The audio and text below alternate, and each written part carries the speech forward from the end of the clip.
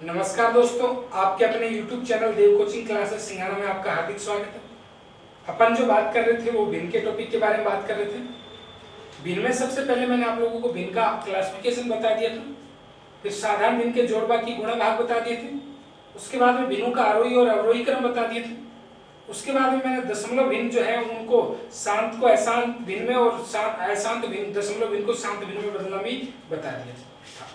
इसके बाद में मैंने आप लोगों को जो भिन्न से जो महत्वपूर्ण क्वेश्चन थे वो भी मैंने बताए थे। आज जो अपन भिन्न में ही बात करते हैं, और ये जो क्वेश्चन है बहुत बार एग्जाम में पूछे गया था, और वो जो क्वेश्चन आता है वो क्वेश्चन क्या आता है कि जैसे अपने को दे दिया जाता है कि यदि, ये क्वेश्चन में इफ यदि, और यदि का मतलब क्या हो गया दोस्तों कि जो चीज के लिए यदि आ जाए, यदि का मतलब ये हो गया कि वो है तो भी ठीक है और नहीं है तो भी ठीक है।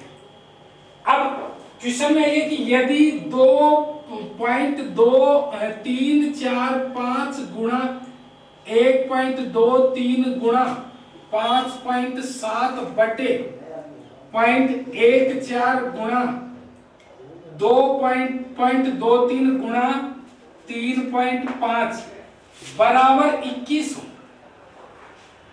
अब आप लोग बोलोगे सर इसका मान 21 आता है क्या? तो मैंने दोस्तों आपको पहले बताया था कि यहाँ पे अगले ने बोल क्या दिया, यदि बोल दिया। तो यदि बोल दिया तो इसका मान 21 है तो भी ठीक है और नहीं है तो भी ठीक है। अब इसका मान यदि ये 21 है तो एग्जाम में पूछ लिया जाता है कि 0.345 गुणा 12.3 गुणा 0.57 और बटे 1.4 गुणा 2.3 गुणा 0.35 का मान कितना होगा। अब ये दे दिया और ये पूछ लिया, इसमें ये इफ वाली कंडीशन लगा दिया। अब दोस्तों इसमें जो काफी टीचर हैं वो पॉइंट हटाना और पॉइंट लगाना बताते हैं। तो पॉइंट हटाना और पॉइंट लगाना मैं भी आप लोगों को समझाऊं तो जैसे ही अगर ये 5 है, अगर इसमें पॉइंट लगाना तो पॉइंट लगाना हो तो इसका मतलब इसको अपन 0.5 गुणा 10 भी बोल सकते। मेरे कहने का मतलब एक अंक बाद में पॉइंट लगाना है ना, तो इसका मतलब 10 से गुणा करो। अगर इसी 5 को अपन 0.05 गुणा 100 भी बोल सकते। 0.05 गुणा क्या हो गया 100, और इसी 5 को 0.005 गुणा 1000 भी बोल सकते हैं। तो ये तो पॉइंट क्या हो गया, लगाना हो गया। लगाने में क्या होता है, गुणा करना होता है। और आप लोग वैसे भी जानते हो कि कोई भी नई चीज लगाई जाती है, जोड़ी जाती तो वो उसका गुणा हो जाता है।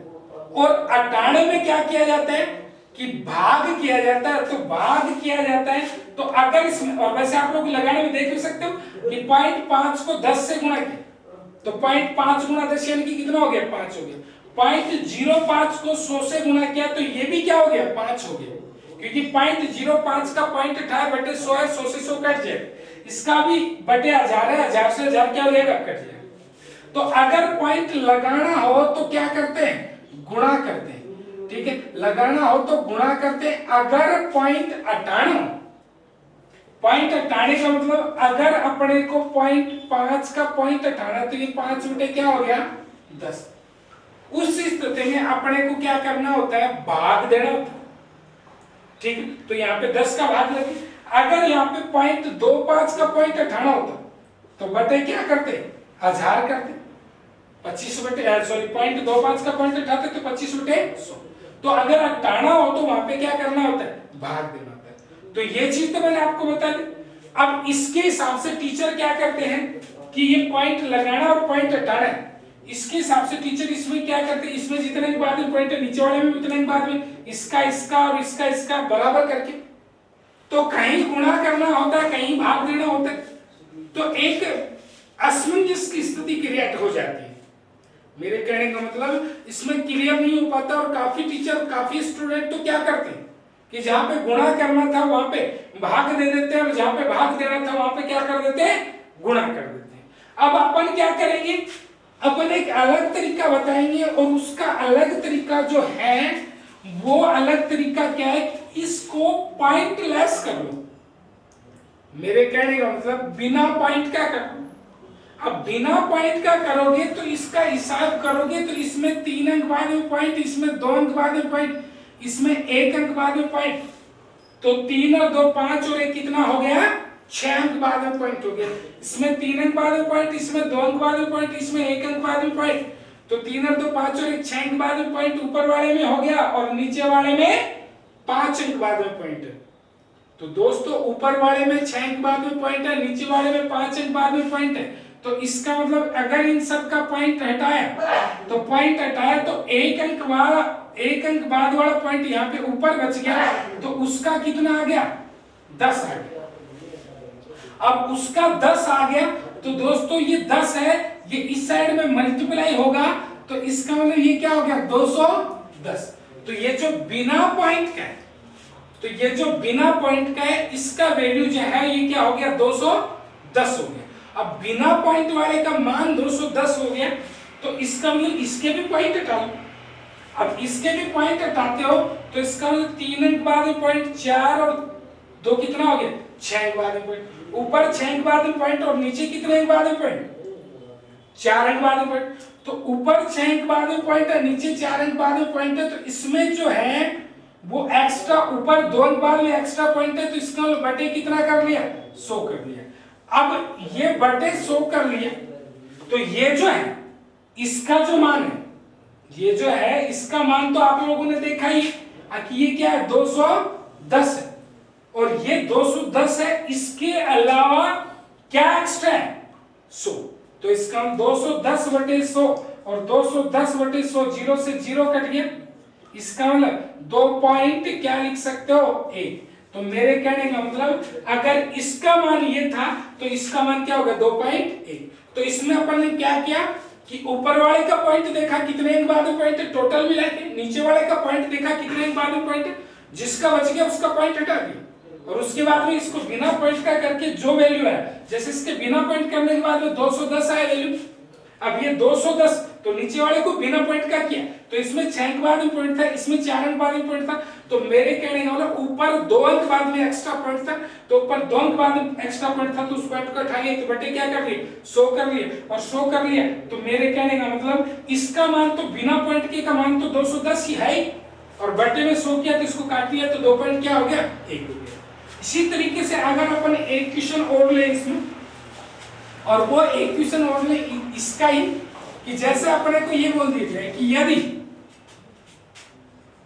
वही इफ आ गया, यदि 3.527 गुणा 1.68 गुणा 0.432 और बटे 1.437 गुणा 1.52 और गुणा 1.32 और बराबर 1900। तो क्वेश्चन में ये पूछ लिया जाए तो 35.27 गुणा 16.8 गुणा 4.32 बटे 14.37 गुणा 1.52 गुणा 13.2 का मान कितना होगा?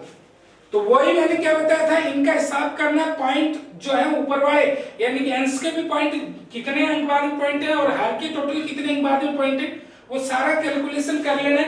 तो इसमें 3 और 2 5, 5 और 3 कितना हो गया? 8। ऊपर 8 अंक बाद में पॉइंट, यहाँ पे 3 और 2 5 और 2 कितना हो गया? 7 अंक बाद में पॉइंट। तो ऊपर दोस्तों 8 अंक बाद में पॉइंट, नीचे 7 अंक बाद में पॉइंट, तो ऊपर 1 अंक बाद में एक्स्ट्रा पॉइंट, तो 1 अंक बाद में एक्स्ट्रा पॉइंट है तो उस पॉइंट को हटाए तो कितना हो गया? 10। और बाकी सब पॉइंट क्या हो गए? कैंसिल हो गए, क्योंकि ऊपर तो 8 अंक बाद में पॉइंट था, नीचे 7 अंक बाद में, तो 7 तो 0 हो गए। फिर बचा क्या? 1 अंक बाद में पॉइंट, तो उसको हटाए तो बटे 10 आ गया। तो ये 10 इसके मल्टीप्लाई में जाएगा। तो मेरे कहने का मतलब बिना पॉइंट के का मान क्या है? 190, और बिना पॉइंट के का मान 190 है। तो अब इस नीचे वाले को सोल्व करेंगे। 2 अंक बाद में पॉइंट, 1 अंक बाद में पॉइंट, 2 अंक बाद में पॉइंट, तो 2 1 3 और 3 और 2 कितना हो गया? 5 अंक बाद में पॉइंट, और यहाँ पे कितने अंक बाद में पॉइंट है? 5 अंक बाद में पॉइंट। तो मेरे कहने का इसमें भी 5 अंक बाद में पॉइंट, इसमें 5 अंक बाद में पॉइंट, तो बात क्या होगी, बराबर होगी। तो बराबर होगी तो इसके पॉइंट हट गए एक तरीके से, और वही पॉइंट हट गए तो इसका मतलब वही कितना आ गया 190 आ गया। और अगर ऊपर 6 के बाद में पॉइंट होता है, नीचे 5 के बाद में पॉइंट होता है तो नीचे 10 आता है, यानी कि इसका मान क्या हो जाता है 19 हो जाता है। अगर ऊपर 4 के बाद में पॉइंट होता है, नीचे 8 के बाद में पॉइंट होता है, तो इसका मतलब ऊपर 4 जीरो और एक्स्ट्रा, वो उससे क्या हो जाता है मल्टीप्लाई हो जाता है। तो इस तरीके से इन क्वेश्चनों का अपन कर सकते हैं। तो मेरे कहने का मतलब सिर्फ और सिर्फ अपने को पॉइंटों की कैलकुलेशन करनी है और फिर उनको हटा करके जो बिना पॉइंट का वैल्यू है उस वैल्यू के रख के और इन क्वेश्चनों को कर सकते हैं। दिल्ली पुलिस वगैरह का जो एग्जाम होता है, रेलवे और दिल्ली पुलिस में ये जो क्वेश्चन है बहुत बार आता है और काफी स्टूडेंट्स हैं, मेरे कहने का मतलब 90% स्टूडेंट से ये क्वेश्चन क्या हो जाता है, गलत हो जाता है, जिसका मेरे कहने का मतलब खामियाजा स्टूडेंट एग्जाम के रिजल्ट में देखता है। तो अपन इस क्वेश्चन को अच्छे तरीके से कर सकते हैं। धन्यवाद।